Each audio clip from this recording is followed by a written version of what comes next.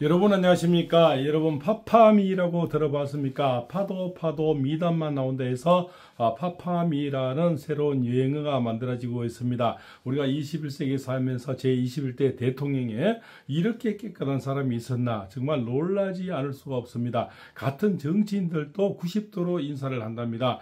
그것이 뭡니까? 선수도 상당히 오래된 나경원 의원 정도 지금 국민의힘 대표급이죠. 이런 또 오늘 경선도 나오는 이런 분이 우리 김문수 후보님 앞에서는 90도 인사를 한다는 겁니다. 그만큼 마음에서 우러나오고 자랑스럽다는 거죠. 같은 국회의원이 지금 5선 정도 되는 분이 이렇게 절을 한다, 90도를 한다는 것은 얼마나 존경하는 사람이겠습니까? 국회의원들이 자기 프라이버시가 얼마나 강합니까? 나경원 의원 정도 되면은 대표 선출에도 많이 나오고 있어서 오늘 대선에도 나왔는데 90도를 인사한다. 마음에서 존경과 그죠 인사입니까? 그 깨끗함에 스스로 고개가 숙여지지 않겠나 이렇게 보겠죠. 저쪽에 이재명이는 어떻습니까? 고개를 숙여도 뭔가 금배지 날아갈까봐 또는 다음에 뭡니까 공천을 못 받을까 하는 가식적인 그런 인사가 되겠죠. 그러나 뭡니까 그냥 간신배들이 그냥 얼굴마다 얼굴 찍기 도장 찍기인데 실제로 여기 나선 사람들은 안철수나 나경원 의원이나 이런 분 사람들이 보면 좀 마음에서 우러나와서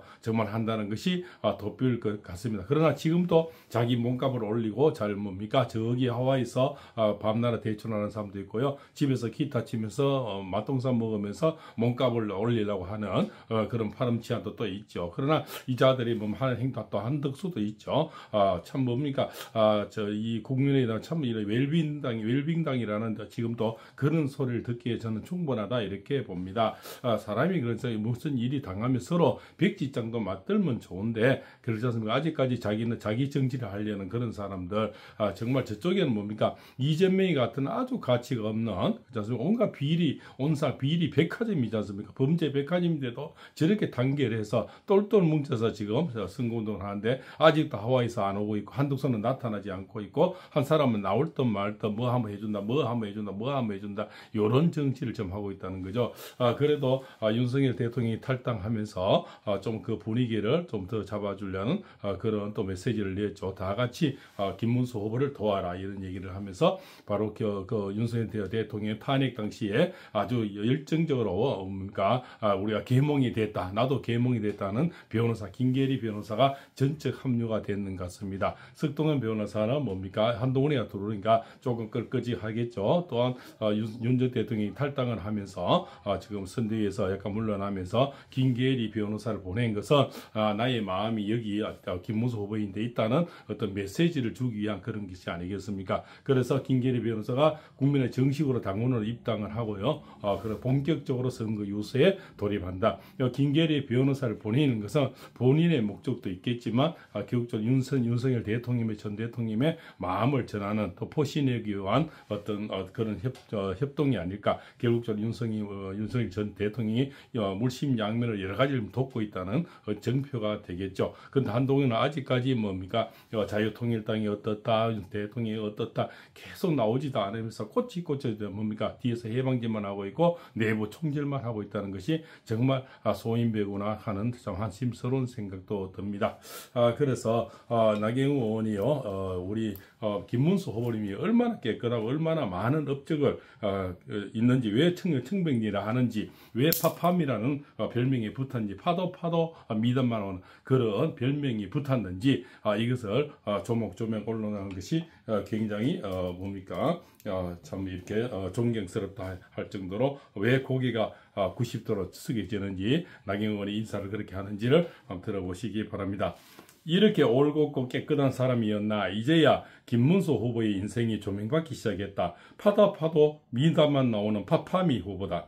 국회의원 3선, 경기도지사 2선, 경제사회노동위원장, 고용노동부 장관 등 고위공직자 지위를 오랜 기간 동안 유지해왔지만 봉청동 24평 아파트 한 채가 전 재산이다. 그의 청렴한 소신과 봉사 신념을 닮아서인지 외동딸과 사이의 직업도 사회복지사라고 한다. 경기도지사 시절은 어떤가? IMF 외환위기 한가운데서 아무리 어려워도 아이들 밥값은 지켜야 한다는 소신으로 결식아동 급식 예산 75억 원을 지켜내고 어려운 사람 돕는 것이 낫다며 부처 공무원들의 국회의원 후원 관행을 철폐했다. 생명은 타협할 수 없다며 민주당 도의원들도 설득해 국비 80억, 도비 200억을 투입, 아주대 외상센터를 설립한 이라는 국정교수의 저서에도 실려 있을 정도다. 그는 원래부터 그런 사람이었다. 전태일 분신 사건 이후 노동자 권익을 위해 노동운동에 투신한 사람, 민주화운동으로 모진 고문과 2년이 넘는 투옥 생활을 견딘 사람, 동탄, 고덕, 판교, 광교 신도시 개발 과정에서 뇌물 한 푼도 받지 않은 사람, 평생을 정도로 걸어온 사람, 대한민국 정치가 다시 국민의 신뢰를 얻기 위해서는 지도자부터 먼저 청림하고 바른 사람이어야 한다. 불의와 타협하지 않는 사람, 지름길을 거부하고 정도를 걷는 사람, 이제 국민이 직접 판단할 시간이다. 그렇지 않습니까? 이러한 이만한 후보를 우리가 발견하는 것도 대단하지만 이런 청백리가 있냐? 이렇게 이 시대에서 만약에 오늘 저자들이 그냥 양상권 씨가 선수 교체를 해서 그냥 이런 후보가 파묻혔으면은 우리는 얼마나 억울한 그렇지 않습니까? 한 지도자를 잃게 되는 거겠습니까? 그렇지 않습니까? 그래서 우리가 윤석열 대통령도 대의를 위한 결단을 하면서 그 뜻을 존중합니다. 이러면서 국민은 김문수 후보에게 힘을 모아 주십시오 하는 이유 불문 하나가 되어야 합니다. 사사로움을 뒤로 하고 대의를 위해 함께 총력을 다해야 한다. 이런 윤석열 전 대통령의 메시지가 있었죠. 그렇습니다.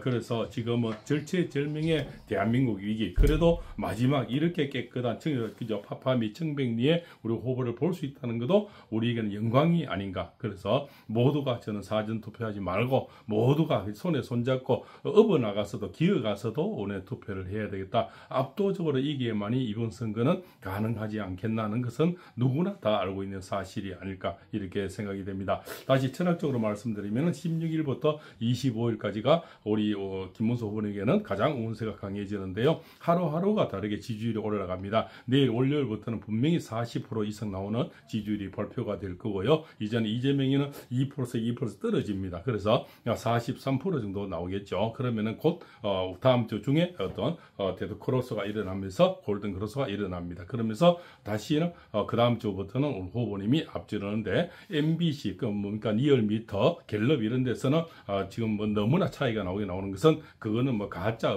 여론 기관이니까 그걸 믿을 수는 없습니다. 전번에도 경선 중에서도 늘 3등으로 나왔거든요. 한동훈 1등, 홍준표 2등, 김문수 3등으로 나왔지만 결국 리얼미터, MBC, 갤럽은 늘 그렇게 나왔지만 깨보니까 어떻습니까? 1등으로 나왔다는 거죠.